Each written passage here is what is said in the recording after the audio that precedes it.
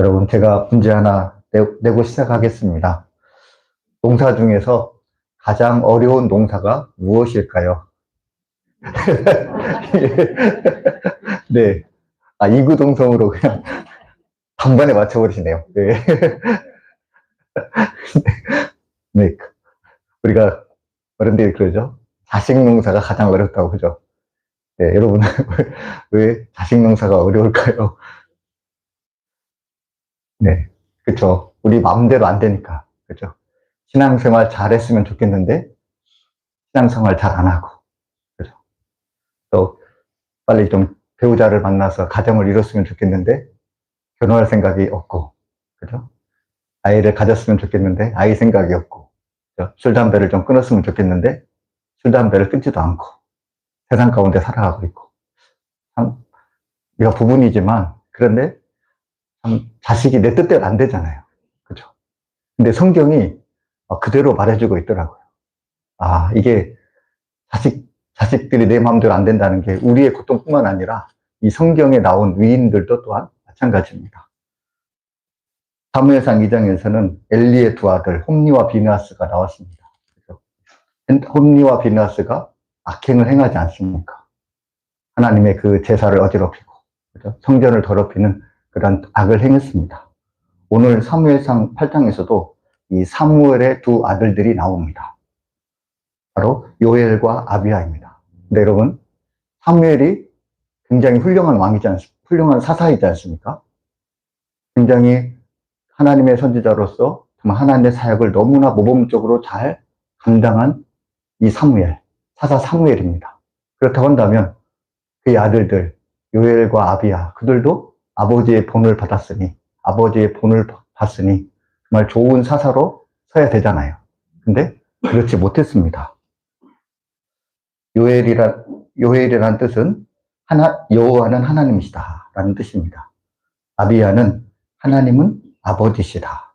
그러니까 사무엘이 자기 아들들을 요엘이라고 이름을 짓고 또 아비야라고 이름을 지은 이유는 무엇입니까? 그 이름대로 하나님을 영화롭게 하고 하나님의 뜻을 위해서 살기를 바라는 그러한 열망대로 자식들에게 그렇게 이름을 지어준 것입니다. 그런데 여러분, 이 요엘과 아비야는 안타깝게도 이 사무엘의 기대에 미치지 못했습니다. 3절에 이렇게 말씀합니다. 그의 아들들이 자기 아버지의 행위를 따르지 아니하고 이익을 따라 뇌물을 받고 판결을 굽게 하니라 말씀하고 있습니다. 그러니까 이 사무엘의 두 아들들, 이 요엘과 아비야는 사사입니다. 사사라는 뜻은 재판관입니다. 재판관. 근데 여러분, 재판할 때 가장 중요한 게 무엇입니까? 네. 정의, 공의, 그죠? 정의와 공의를 따라서 재판하는 것. 이것이 가장 중요하잖아요.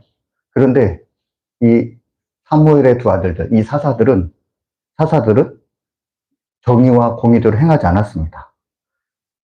자기 이익을 따라 뇌물을 받고 판결을 굽게 하겠다라고 되어 있습니다. 여러분, 이렇게처럼 통치의 가장 기본이 되는 이런 재판을 제대로 행하지 않으니 그 통치가 제대로 이루어질 리가 없는 거죠. 그래서 이러한 이 사무엘의 두 아들들의 이러한 잘못된 점이 피드백으로 사무엘에게 돌아오게 됩니다. 그러면서 이스라엘 장로들이 이제 사무엘에게 나와서 이렇게 요구를 하게 됩니다. 5절 말씀에 그에게 이르되 보소서 당신은 늙고 당신의 아들들은 당신의 행위를 따르지 아니하니 모든 나라와 같이 우리에게 왕을 세워 우리를 다스리게 하소서 하니라. 이제 당신은 늙었고 당신의 아들들은 잘못된 길로 행하니까 그러면서 그들이 요구합니다. 모든 나라와 같이 우리에게 왕을 세워서 우리를 다스리게 하옵소서. 지금 이제 사무엘에게 요구하는 것이 무엇입니까? 네. 모든 나라와 같이 우리에게도 왕을 달라는 거죠. 지금 사무엘에게 와서 왕을 요구하고 있습니다. 근데 이러한 왕의 요구에 사무엘은 기뻐하지 않습니다. 왜 사무엘이 이 백성들의 요구를 기뻐하지 않은 것일까요? 그들은 표면적으로 왕을 요구합니다. 그런데 그들이 왕을 요구하면서 그들이 한 말이 무엇입니까? 바로 모든 나라와 같이. 우리도 모든 나라와 같이 되고 싶다라는 것입니다. 그처럼 그렇게 우리도 왕을 허락하라는 것입니다. 근데 여러분, 여기서 이 모든 나라와 같이라는 말이 굉장히 이 하나님의 마음을 아프게 하는 것입니다. 하나님께서 이스라엘 백성들을 택하신 이유가 무엇입니까? 이스라엘 백성들을 통해서 열방이 주님께 돌아오는 것이잖아요. 하나님께서 그들을 택해서 그들에게 복을 주셔서 그들이 하나님의 살아계심을 증거하면서 그 이스라엘 백성들의 모습을 통해서 열방이 이스라엘 백성들처럼 되는 거잖아요. 그것이 여러분, 하나님께서 이스라엘 백성들을 택하여 세우신 이유입니다. 출애굽기 19장 5, 6절에 이렇게 말씀합니다. 세계가 다 내게 속하였나니 너희가 내 말을 잘 듣고 내 언약을 지키면 너희는 모든 민족 중에서 내 소유가 되겠고 너희가 내게 대하여 제사장 나라가 되며 거룩한 백성이 되리라. 너는 이 말을 이스라엘 자손에게 전할지니라. 하나님께서 그들을 자기 소유로 삼으셨는데 그것은 바로 제사장 나라가 되게 하겠다라는 것입니다. 제사장 나라라는 건 뭐죠? 중보자적인 사명이잖아요.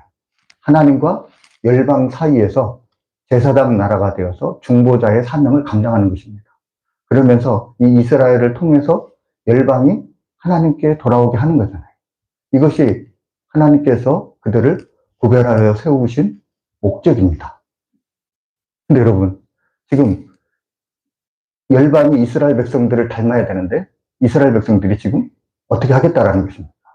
지금 모든 나라와 같이 우리도 그렇게 되겠다라는 거죠. 이것은 하나님께서 이스라엘 백성들을 세우신 그 이후에 정면으로 배치되는 그런 말이라 할 수가 있겠습니다. 그러니까 지금 여기에서 지금 이 사무엘이 이것을 지금 기뻐하지 않는다라는 거죠. 하나님께서 주신 그 정체성을 지금 그들이 부인하는 것을 지금 보여주고 있습니다.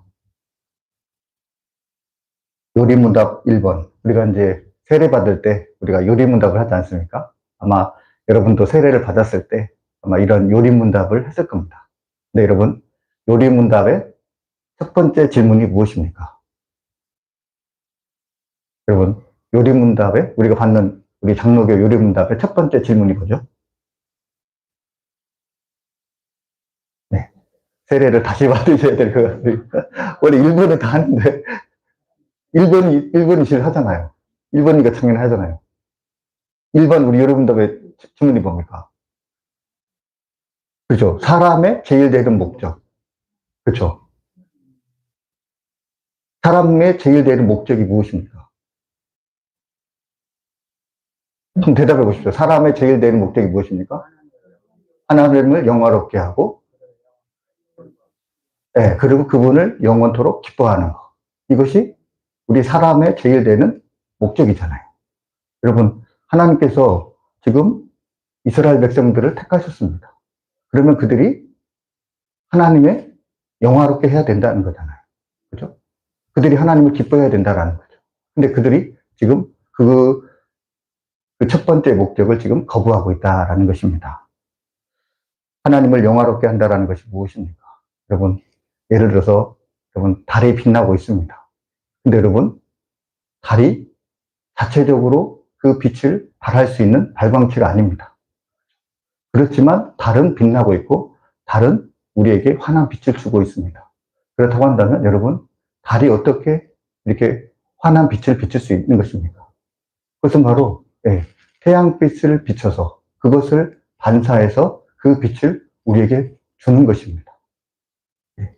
이런 것처럼 우리도 또한 하나님과의 교제 가운데 그 하나님의 성품, 사랑과 정의와 성실함 이런 것들이 우리에게 비춰지고 그죠? 그런 것들 우리가 받아서 믿지 않는 사람들에게 하나님을 보여주는 거죠.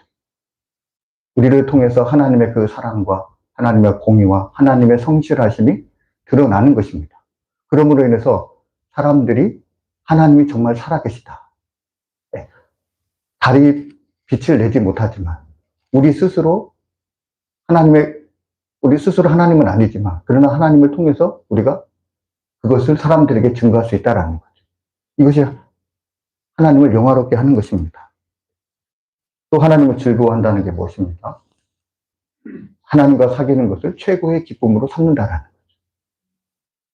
여러분, 우리가 만약에 다른 사람을 누군가를 사랑하고 있다고 합시다. 우리가 누군가를 사랑하고 있다 한다면 여러분, 내가 맛있는 것을 먹을 때 누가 생각이 납니까? 내가 사랑하는 사람이 생각이 나는 거죠. 내가 좋은 곳을 가게 됩니다. 좋은 곳을 보게 됩니다. 그러면 그때 누가 생각나는 거죠?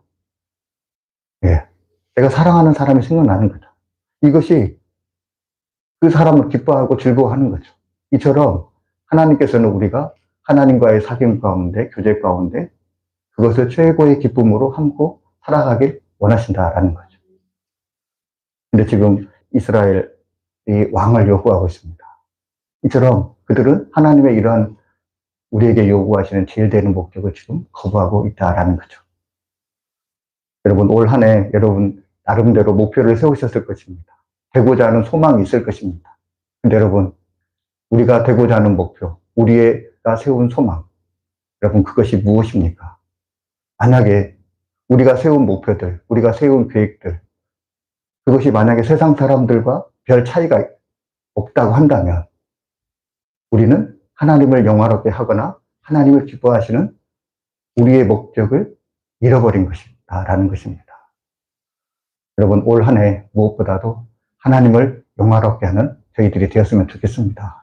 우리의 모습을 통해서 정말 하나님의 살아계심이 밝게 증거되었으면 좋겠습니다. 옛날에 그 KBS 앵커 중에서 이인용 앵커가 있었습니다. 혹시 기억나십니까? 9시 메인 프로에 9시 뉴스에 이인용 앵커가 있습니다. 근데 이분이 온누리교회 장로님이십니다.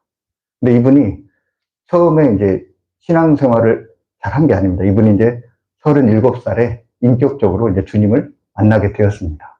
부인을 통해서 이제 처음 교회 가게 되었고, 이제 그 이후에 이제 신앙생활을 하게 되었는데, 이분이 진짜 교회에 가고 싶었을 때가 언제였냐면, 미국의 워싱턴 특파원으로 이분이 가게 되었습니다.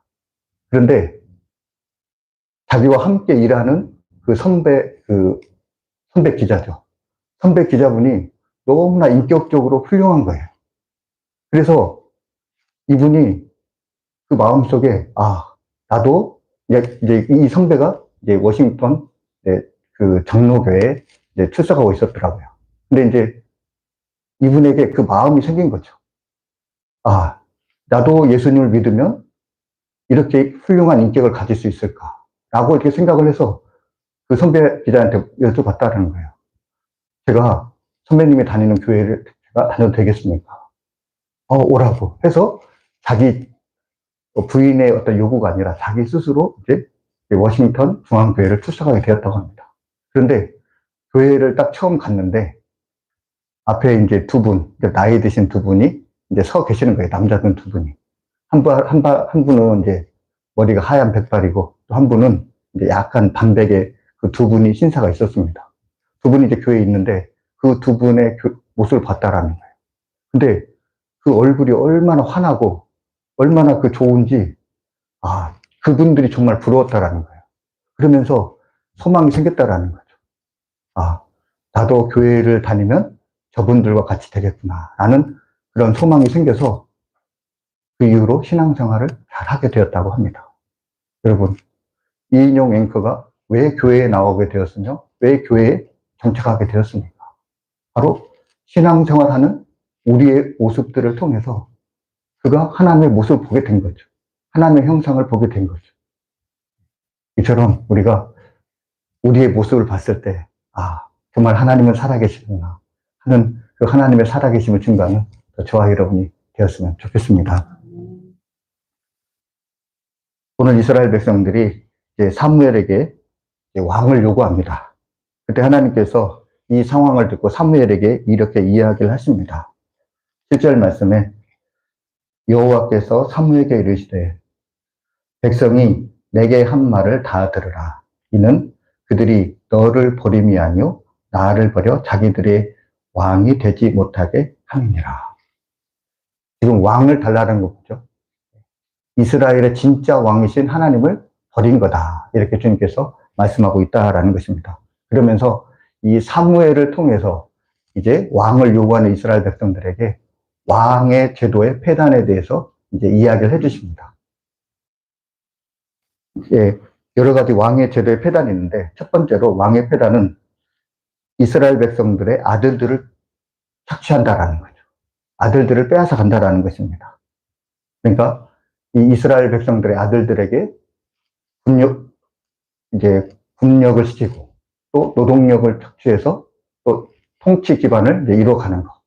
그것이 이제 첫 번째고 두 번째로 아들들만 빼앗는 것이 아니라 딸들도 빼앗는 거죠. 아들들은 국가의 노예로 또 딸들은 왕궁의 노예로 왕궁에서 이제 여러 가지 일들을 다 잡다한 일을 시키는 거죠. 딸들을 취합니다. 세 번째로 밭을 빼앗습니다. 그리고 네 번째로 11조를 빼앗습니다. 그래서 11조라는, 소득의 11조라는 건 세금을 징수한다는 거죠. 그리고 다섯 번째로 노비와 나귀를 빼앗습니다. 이처럼 왕 제도는 좋은 것 같지만 아들들을 빼앗고 딸들을 빼앗고 재산을 빼앗고 또 세금을 거두고 나귀와 노비까지 다 빼앗는다는 거죠. 주님께서 이렇게 말씀하시는 건 뭐죠? 너희들이 이렇게 빼앗기는데 그래도 너희들이 왕을 요구할래 하는 게 지금 하나님의 의도인 거잖아요. 여러분 진짜 왕 제도가 이렇습니다. 조선시대에 이 세금을 대표하는 말이 있습니다. 조선시대의 세금을 이 세금이라는 표현, 세금을 뭐라고 얘기하면 조용조라고 합니다. 국사 시간에 배우셨을 겁니다. 조용조인데 첫 번째 조는 뭐죠? 첫 번째 조는 토지세를 말합니다. 토지세. 그러니까 토지를 경작하고 있으면 모든 사람들은 다 세금을 내야 된다는 거죠. 그 다음에 두 번째가 용입니다. 용이라는 건 뭐겠습니까? 바로 노동력이죠, 노동력. 그러니까 국가에서 성을 쌓거나 왕궁을 건설하거나 뭐 도로를 낸다거나 이러한 국가적인 사업이 있으면은 백성들은 다 그 국가적인 사업에 토목공사에 노동력을 제공해야 된다는 거죠. 근데 그 노동력은 단순히 그러한 노동력뿐만 아니라 군 복무도 포함이 되어 있습니다. 모든 남자들은 다 군대 복무에 갔다 와야 된다는 거죠. 나머지 조라는 거는 나머지 조는 뭐죠? 지역 특산물입니다. 지역에 있는 특산물들은 바쳐야 되는 거죠. 예를 들어서 순창 사는 사람들은 고추장을 담가서 왕에게 드려야 되는 거죠. 이처럼 이 조용조라는 이 세금 제도가 있었습니다. 근데 백성들이 이게 너무 힘들잖아요. 그래가지고 나중에는 이것이 이 조용조가 쌀로 대신하는 걸로 바뀌게 됩니다. 그게 바로 이제 대동법이죠. 그러면서 이제 이 백성들이 조금 이제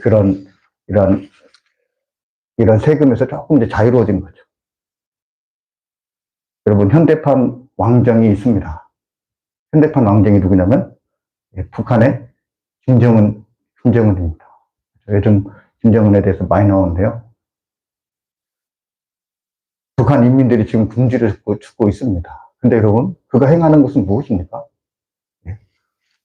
백성들을 위한 정치가 아니잖아요. 보여주기 정치.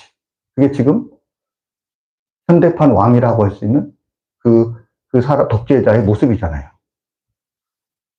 북한의 평양에 가면은 고층 아파트들이 즐비합니다. 근데 여러분, 고층 아파트들이 왜 지어졌습니까? 북한 사람들의 생활의 향상을 위해서 지어진 게 아닙니다. 북한은 수압이 약해서 3층 이상의 건물에 물이 올라갈 수가 없습니다. 3층 이상의 물이 올라갈 수 없는 거죠. 그러면 40층 이상의 고층 아파트를 지었는데 4층부터는 그럼 물이 안 올라간다는 거잖아요. 그럼 어떻게 해야 됩니까? 40층에 사는 사람들은 엘리베이터를 타고 물을 가져와야겠죠. 근데 여러분, 엘리베이터도 형식적으로 그냥 설치가 되어 있는 거죠. 왜냐하면 전력난이 있으니까. 그러니까 엘리베이터도 있는 못 쓰고 또 물도 못 씁니다. 그냥 고층에 있는 사람들은 물을 떠기 위해서 그냥 그 곤욕을 치러야 되는 거죠. 그럼에도 불구하고 왜 40층 이상의 그 현대식 아파트를 왜 질비하게 지어놓습니까? 그것은 바로 김정은 그 사람의 보여주기 행정인 거죠. 우리도 이만큼 잘 산다라는 그런 보여주시기죠. 이것이 바로 여러분 왕제도, 독재자의 그러한 좋지 않은 모습이다라는 거죠. 그렇기 때문에 지금 현대 민주주의 사회에서는 왕제도와 독재제도를 거의 헌법으로 막고 있는 거죠. 사무엘상 12장 3절에 4절에 하나님께서 이 사무엘을 통해서 이스라엘 백성들에게 이렇게 말씀하십니다. 내가 여기 있나니, 여기서는 사무엘입니다. 그러나 여러분 사무엘을 통해서 하나님께서 말씀하신다라는 거죠. 내가 여기 있나니 여호와와 그의 기름 부음 받은 자 앞에서 내게 대하여 증언하라. 내가 누구의 소를 빼앗았느냐, 누구의 나귀를 빼앗았느냐, 누구를 속였느냐, 누구를 압제하였느냐, 내 눈을 흐리게 하는 뇌물을 누구의 손에서 받았느냐. 그리하였으면 내가 그것을 너희에게 갚으리라 하니, 그들이 이르되 당신이 우리를 속이지 아니하였고 압제하지 아니하였고 누구의 손에든지 아무것도 빼앗은 것이 없나이다 하니라. 지금 하나님께서 이스라엘 백성들에게 말씀하시는 거죠. 내가 누구의 소를 빼앗았느냐, 내가 누구의 나귀를 빼앗았느냐, 내가 누구를 속였느냐, 내가 누구를 압제하였느냐, 내가 누구의 뇌물을 받았느냐. 만약에 받았으면 내가 너에게 다 갚겠다. 여러분, 이것이 하나님의 통치라는 거죠. 하나님은 우리에게 뭐 빼앗은 것도 없고 압제하지도 않았을 뿐만 아니라 판결을 굳게 하지도 않았다라는 것입니다. 이러한 공정한 다스림, 그게 바로 하나님께서 우리를 다스리는 그 방식이다라는 것입니다. 본질적인 문제, 그것은 바로 왕에 대한 요구가 아닙니다. 이들의 문제는 왕이 없어서가 문제가 아니라 이들의 문제는 첫 번째로 그들이 하나님에 대한 절대적인 믿음이 없었다라는 거죠. 사람들은 눈에 보이는 것을 좋아합니다. 눈에 보이는 것을 믿습니다. 근데 하나님은 눈에 보이지 않습니다. 눈에 보이지 않는 하나님을 볼 수 있는 비결은 바로 믿음입니다. 그런데 이스라엘 백성들은 하나님에 대한 절대적인 신뢰, 그 믿음이 없었습니다. 그러니까 불안한 거죠.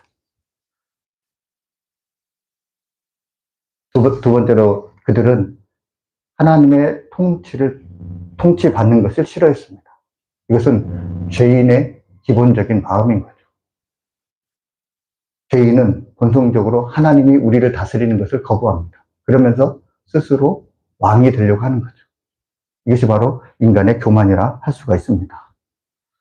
여러분, 여러분의 왕은 누구십니까? 여러분의 주인은 누구이십니까? 네, 하나님 아버지시죠.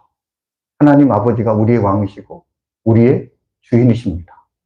그렇다고 한다면 여러분, 우리가 하나님을 왕으로 섬기고 있는 우리가 어떻게 살아야 되겠습니까? 오늘 본문 말씀을 보면은 하나님을 주인으로 섬기는 사람이, 왕으로 섬기는 사람이 어떻게 살아야 되는지를 사무엘을 통해서 우리에게 보여주고 있습니다. 오늘 보면은 이 사무엘을 보면은 사무엘이 왕을 요구하는 이스라엘 백성들의 그 요구에 대해서 그가 이렇게 말씀합니다. 6절 하반절의 말씀에 여호와께 기도하며. 그러니까 사무엘이 지금 이스라엘 백성들의 그 잘못된 요구를 받습니다. 그리고 이것이 기분이 나쁩니다. 그런데 거기서 끝난 게 아니라 이 문제를 가지고 사무엘이 어떻게 했습니까? 하나님께 기도했다라는 거죠. 이 상황에 대해서 하나님께 정확하게 아뢰었다라는 것입니다.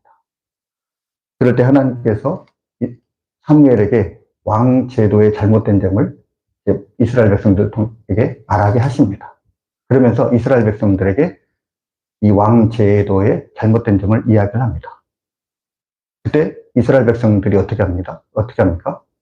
그럼에도 좋사오니 우리에게 왕을 달라 다시 요구를 하게 됩니다. 그때 사무엘이 21절에 이렇게 21절에 이렇게 말합니다. 사무엘이 백성들의 말을 다 듣고 여호와께 아뢰매. 이스라엘 백성들이 그럼에도 불구하고 왕을 요구할 때 다시 사무엘이 하나님께 기도했다라는 것입니다. 이처럼 여러분 하나님을 왕으로 섬기는 사람, 하나님을 주인으로 섬기는 사람은 모든 일을 하나님께 아뢰고 하나님께 묻고 하나님의 지시대로 행하는 사람이 그 사람이야말로 진짜로 하나님을 왕으로 섬기는 사람입니다. 저와 여러분은 이런 사람들이 되었으면 좋겠습니다. 내가 결정하는 것이 아니라 모든 문제를 하나님께 의논하고 하나님의 뜻을 구하고 하나님께서 우리에게 말씀하실 때 그것을 그대로 행하고 범사에 하나님께 묻고 하나님의 주신 뜻대로 행하면서 하나님의 다스림을 받아가는 저와 여러분이 되었으면 좋겠습니다. 그러면서 정말 저와 여러분을 통해서 온 세계 열방이 하나님의 그 살아계심을 보고 하나님께 돌아오는 그런 제사장으로서의 그 사명을 감당하는 저와 여러분 되시길 주님의 이름으로 축복합니다. 기도하겠습니다. 사랑의 주님, 세상 사람들과 똑같아지려는 유혹을 물리치게 하시고 우리를 제사장 나라로 부르신 거룩한 정체성을 지키며 살아가게 하여 주옵소서. 눈에 보이는 세상의 힘을 왕으로 삼지 않고 우리를 은혜로 다스리시는 하나님 한 분만을 왕으로 모시게 하옵소서.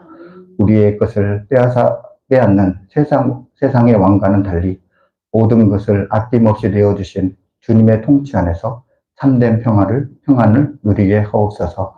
사무엘처럼 모든 일을 기도로 주님께 묻고 행하며 우리의 착한 행실로 주님만을 영화롭게 하는 삶이 되게 하옵소서. 지나온 모든 세월이 주님의 신실한 은혜였음을 기억하며 감사드립니다. 오늘도 우리의 진정한 삶의 주인이 되신 예수님의 이름으로 기도하옵나이다. 아멘.